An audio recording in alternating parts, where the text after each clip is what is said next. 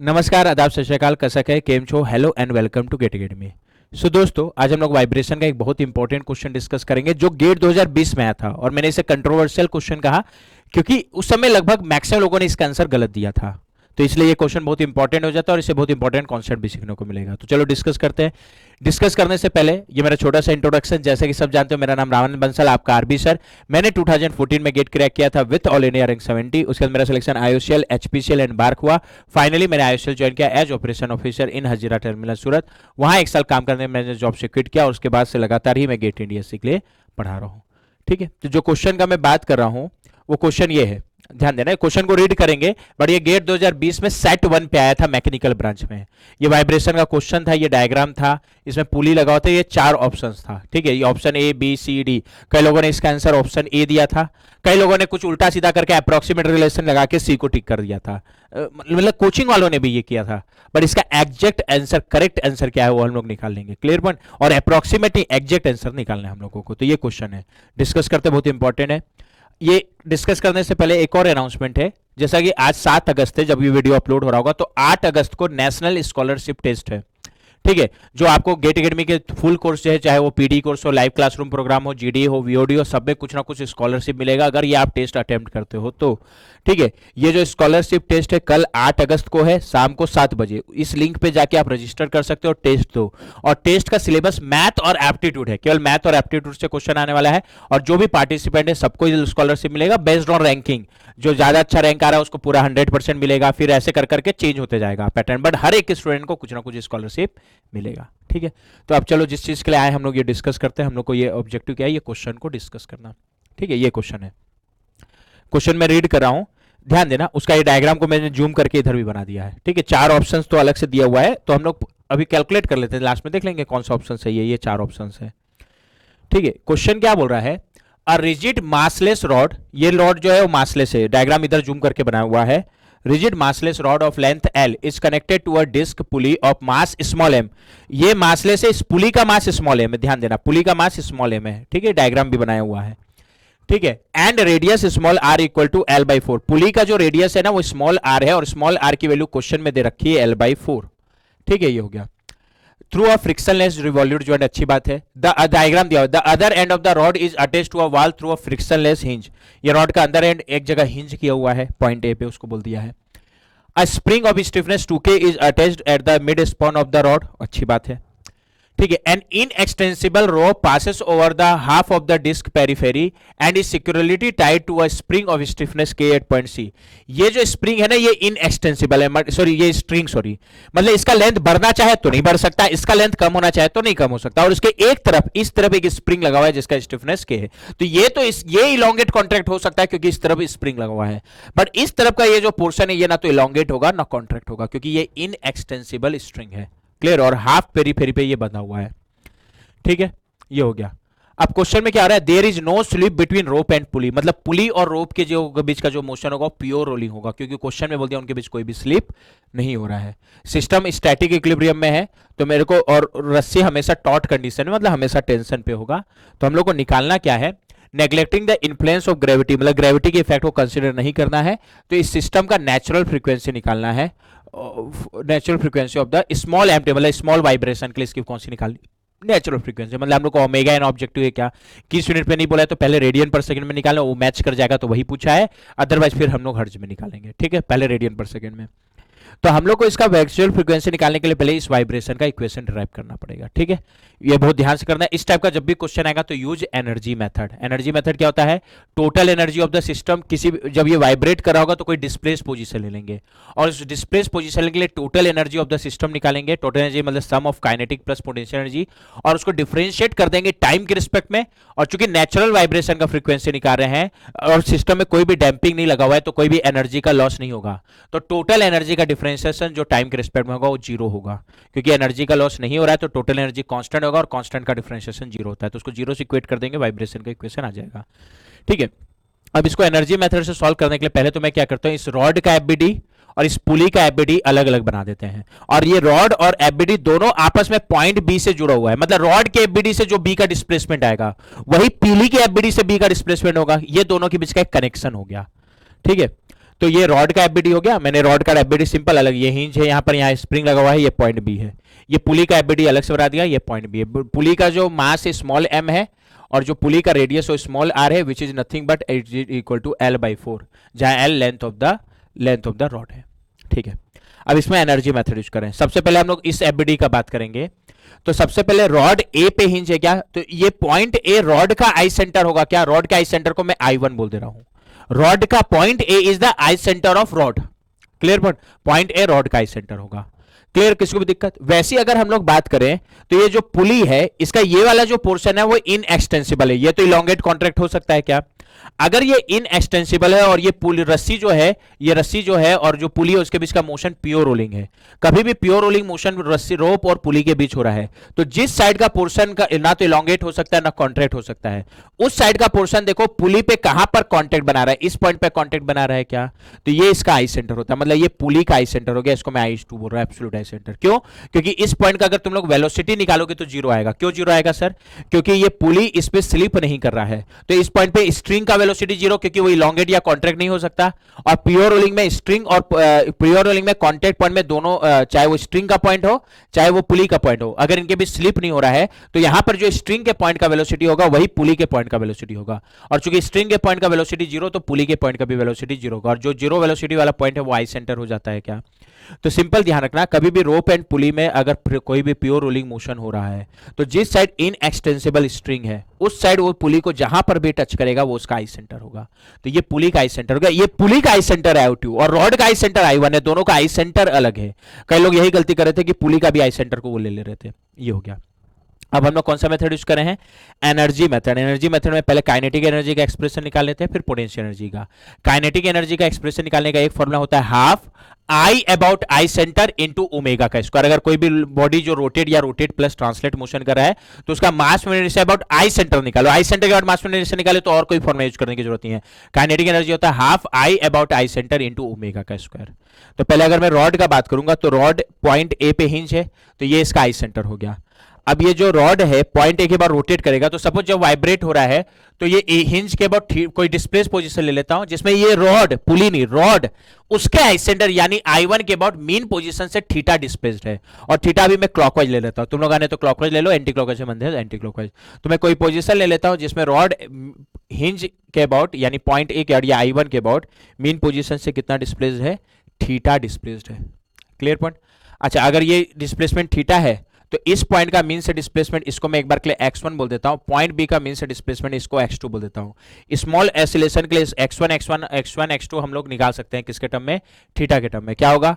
x1 equal to, जहां theta rod का displacement है अबाउट I1, तो अगर रॉड का डिस्प्लेसमेंट थीटा है तो रॉड का एंगुलर स्पीड कितना होगा, थीटा डॉट, रॉड का, पुली का नहीं, रॉड का एंगुलर एक्सेलरेशन कितना होगा, थीटा डबल डॉट। और x1 को अगर हम लोग थीटा के टर्म में लिखेंगे तो x1 इस पॉइंट का डिस्प्लेसमेंट जहां ये स्प्रिंग अटैच है, तो इसका आई सेंटर से डिस्टेंस कितना है रॉड के L/2, तो लगभग स्मॉल ऑसिलेशन के लिए x1 क्या होगा, L/2 थीटा। सिमिलरली x2, इसका आई सेंटर से डिस्टेंस L है क्या, तो x2 इक्वल टू क्या होगा, L थीटा, जो पॉइंट बी का डिस्प्लेसमेंट भी है। यहां तक क्लियर है क्या? हाँ सर। अच्छा, काइनेटिक एनर्जी के लिए रॉड का मास में इससे अबाउट उसका आई सेंटर यानी I अबाउट I1 निकालना पड़ेगा। बट अभी क्वेश्चन में क्या बोला, रॉड मासलेस है क्या, चूंकि रॉड मासलेस है इसलिए उसका I about I centre zero होगा। अगर रॉड का मास m होता, कैपिटल M होता, तो कॉर्नर पे आई सेंटर आ रहा है ml²/3 आता, बट रॉड मासलेस है तो उसका I about I centre zero, और I about I centre he zero हो गया तो काइनेटिक एनर्जी तो जीरो होना ही है। अगला पुली, पुली का बात करें तो ये पुली का आई सेंटर है क्या, हाँ सर। तो पहले तो इसका अगर काइनेटिक एनर्जी निकालना है तो पुली का मास में about I centre of pulley निकालना पड़ेगा जो I2 है। तो अगर मैं पुली का I अबाउट आई सेंटर निकालूं और पुली का आई सेंटर I2 है तो ये क्या हो जाएगा, I अबाउट I2 पुली का क्या हो जाएगा, पहले तो हम लोग पुली का मास में उसके सेंटर ऑफ ग्रेविटी के अबाउट निकालेंगे, और पुली को सॉलिड डिस्क जैसा शेप लेके चले तो उसका सेंटर ऑफ ग्रेविटी का क्या होगा, फॉर्मूला mr²/2, और पुली का मास स्मॉल m है और रेडियस स्मॉल r है, तो mr²/2, r L/4 बाद में पुट कर देंगे ये, बट उसके सेंटर और सेंटर ऑफ ग्रेविटी बीचों बीच आएगा क्या, और पुली का सेंटर ऑफ ग्रेविटी अभी यहीं बीचों बीच यानी बी पे होगा। प्लस आई सेंटर ग्रेविटी निकालने के लिए पैरेलैक्स थ्योरम, पैरेलैक्स थ्योरम क्या होता है, मास पर मिनट से पहले सेंटर ऑफ ग्रेविटी का निकालो प्लस उस बॉडी का मास यानी पुली का मास small m into centre of gravity और आई सेंटर के बीच का डिस्टेंस, और सेंटर ऑफ ग्रेविटी और पुली का आई सेंटर के बीच का डिस्टेंस स्मॉल r होगा, तो ये स्मॉल r स्क्वायर। तो अगर मैं पुली का I अबाउट आई सेंटर निकालूं यानी I2 के बाद तो ये आएगा 3/2 mr स्क्वायर, और अभी अगर सिंप्लीफाई करना चाहो r equal to l by four put कर दोगे तो एल बाई फोर का स्क्वायर ये क्या हो जाएगा, एल स्क्वायर बाई 16, 16 टू जा 32, it will be 3/32 ml square. ये हो गया पुली का अबाउट आई सेंटर। और सपोज पुली अपने आई सेंटर के अबाउट मीन से डिस्प्लेस हो रहा है फाई एंगल, जो भी लेना बट थीटा मत लेना because theta is the angular displacement, और रॉड अबाउट I1, बट पुली तो I2 के अबाउट डिस्प्लेस होगा। तो पुली का डिस्प्लेसमेंट I2 के अबाउट कितना है, सपोज फाई से डिनोट कर दे रहा हूं I2 के अबाउट। तो ये पुली का डिस्प्लेसमेंट I2 के अबाउट कितना है, फाई। ये एंगल फाई है ना, दिख रहा नहीं होगा, ऐसे करके लिख देता हूं, ये दिस एंगल इज फाई। हाँ, ये बता सकते हो जब ये रॉड I1 के अबाउट रोटेट हुआ है तो B नीचे जाएगा, और दोनों में कॉमन पॉइंट B है तो इधर भी B नीचे जाना चाहिए, और B को नीचे जाने के लिए इसको I2 के अबाउट क्लॉकवाइज रोटेट होना पड़ेगा। यानी अगर मैं फाई का डायरेक्शन का बात करूंगा तो वो कैसा होगा, क्लॉकवाइज। बट फुली का displacement about I centre I2 क्या है, फाई। जैसे ये फाई कर दिए तो यहां से क्या निकल जाएगा, पुली का। तो मैं इस स्प्रिंग का डिस्प्लेसमेंट निकाल सकता हूं क्या, इसका जो भी डिस्प्लेसमेंट लो, कुछ नोटेशन ले लो, x3 बोल देता हूं क्योंकि x3 अभी तक यूज नहीं किया हूं। तो x3 जो होगा इस पॉइंट का डिस्प्लेसमेंट, मतलब ये स्प्रिंग और जिसका स्टिफनेस किया उसका डिस्प्लेसमेंट हो गया क्या, और x3 इक्वल टू क्या होगा, सिंपल ये देखो x3 इस पॉइंट पे आ रहा है और इसका आई सेंटर और पुली का आई सेंटर I2 है, I2 से डिस्टेंस कितना है 2r, तो x3 इक्वल टू क्या होगा 2r इंटू फाई, क्योंकि पुली का एंगुलर डिस्प्लेसमेंट इज फाई। और r इक्वल टू क्या है, l बाई फोर, तो r equal to l by four put करोगे तो ये कितना आ जाएगा 2 इंटू एल बाई फोर, तो ये l by two into five होगा क्या, कैलकुलेशन चेक कर लेना, ये आ गया। सिमिलरली मेरे को थीटा और फाई को रिलेट करना पड़ेगा क्योंकि उधर डिस्प्लेसमेंट थीटा है इधर फाई, तो वो रिलेट मैं पॉइंट बी से कर सकता हूं क्योंकि दोनों जगह पॉइंट बी कॉमन है। तो इधर से जो पॉइंट बी का डिस्प्लेसमेंट आया है इधर से भी पॉइंट बी का डिस्प्लेसमेंट वही होगा, यानी ये डिस्प्लेसमेंट भी x2 होगा क्योंकि पॉइंट बी इज कॉमन, और इधर से पॉइंट बी का डिस्प्लेसमेंट एल थीटा आया। वैसे अगर मैं यहां से पॉइंट बी का डिस्प्लेसमेंट निकालूं क्योंकि वो दोनों में कॉमन पॉइंट है, क्योंकि ये पुली का भी एक पॉइंट है, तो क्या आएगा x2 इक्वल टू पुली के आई सेंटर से इसका डिस्टेंस r के बराबर है क्या, और r equal to l by four, और पुली का डिस्प्लेसमेंट फाई है, तो ये कितना आएगा l by four into phi, sorry हाँ r इंटू फाई आएगा, और r इक्वल टू मैं l बाई फोर डायरेक्ट रख दिया हूं। तो यहां से थीटा और फाई में रिलेशन आ गया, क्या हो जाएगा l l कैंसिल हो जाएगा, क्या आ गया theta equal to phi by four. So either you can replace theta by phi by four और you can replace phi by four theta. तो फाई इक्वल टू मैं निकालूंगा तो कितना आएगा फोर थीटा। बस यही कनेक्शन समझना था। अब बाकी ये क्वेश्चन बहुत इजीली बन जाएगा। पहले हम लोग किसका एक्सप्रेशन लिख लेते हैं, काइनेटिक एनर्जी। काइनेटिक एनर्जी क्या होता है, half I about I omega square. तो अगर मैं रॉड का बात करूंगा तो चूंकि अभी rod half I about I one, अगर रॉड का मान लो मास में निशान होता तो मैं लिखता ना ऐसे इंटू ओमेगा का स्क्वायर, और रॉड का एंगुलर डिस्प्लेसमेंट थीटा है क्या, तो एंगुलर वेलोसिटी कितना होगा, उसका डिफरेंशिएशन टाइम के रेस्पेक्ट में यानी थीटा डॉट का स्क्वायर, प्लस पुली का हाफ आई, पुली का मास में निशान about I centre I two है, और पुली का एंगुलर डिस्प्लेसमेंट फाई है क्या, तो उसका एंगुलर वेलोसिटी कितना होगा फाई डॉट, तो फाई डॉट का स्क्वायर।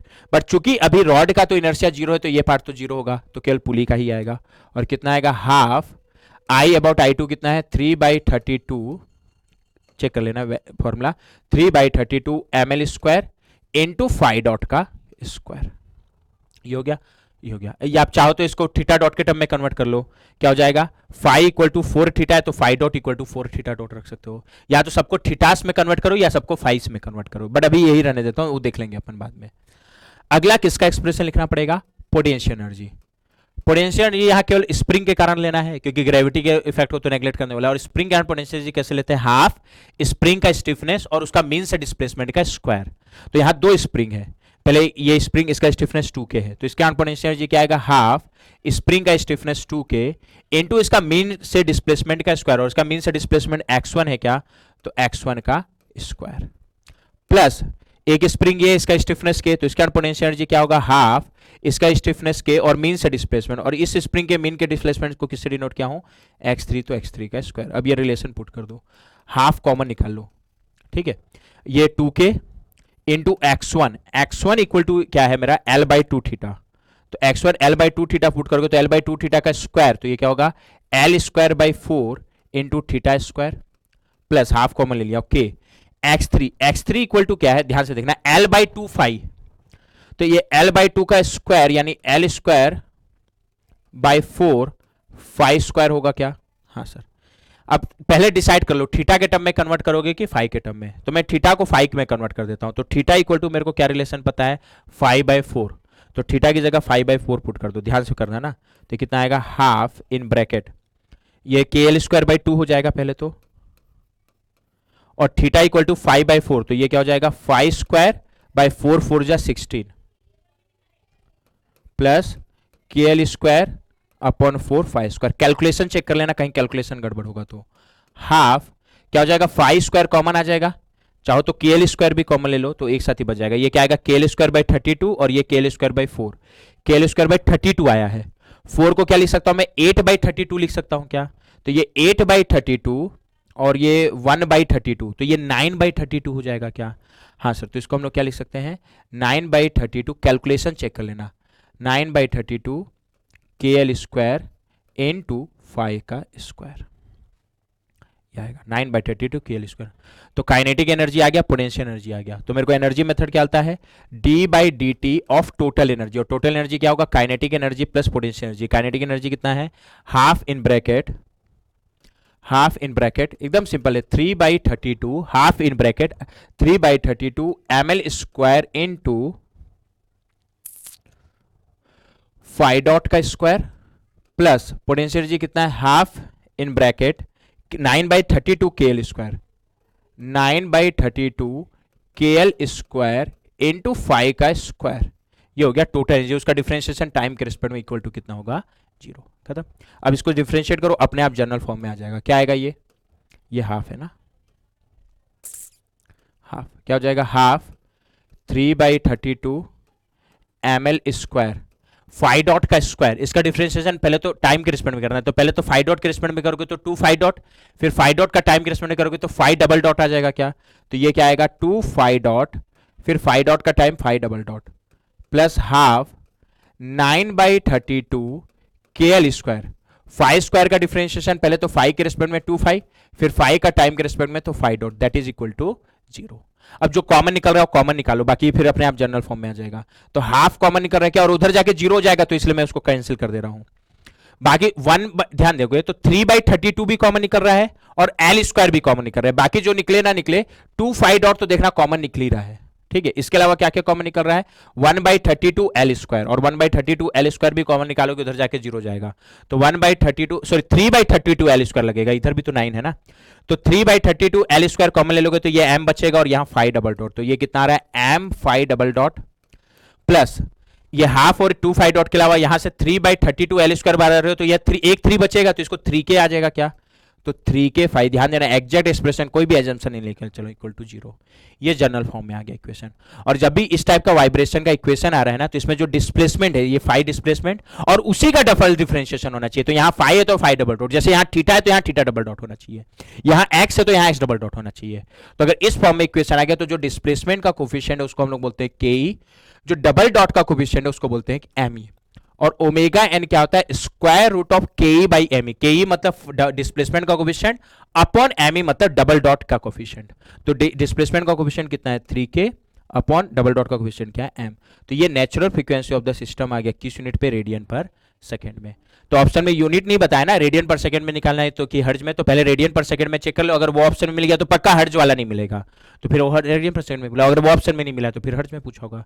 तो ओमेगा एन कितना है रेडियन पर सेकंड में, √3k बाई m। वो कौन सा ऑप्शन मैच कर रहा है, सी। तो इसका एग्जैक्ट आंसर है, अप्रोक्सीमेट नहीं, एग्जैक्ट आंसर है कौन सा ऑप्शन, ऑप्शन सी। बहुत अच्छा क्वेश्चन था, क्लियर। बट तो बहुत सारा कॉन्सेप्ट भी क्लियर होगा, और जब भी इस टाइप का क्वेश्चन आएगा तो मैं सजेस्ट करूंगा कौन सा मेथड यूज क्या करो, एनर्जी मेथड, ठीक है। तो ये क्वेश्चन था, इसका एग्जैक्ट आंसर क्या है, ऑप्शन सी, ठीक है। कल नेशनल स्कॉलरशिप टेस्ट है, कल यानी 8 अगस्त को शाम को 7 बजे फटाफट दो, स्कॉलरशिप लो और स्ट्रक्चर वे में गेट की तैयारी करो, ठीक है। इस टाइप का क्वेश्चन कभी नहीं छूटने वाला अगर अच्छे से तैयारी करोगे तो, ठीक है। ये लिंक पे जाके रजिस्टर कर सकते हो। चलो फिर ठीक है, ऑल द बेस्ट।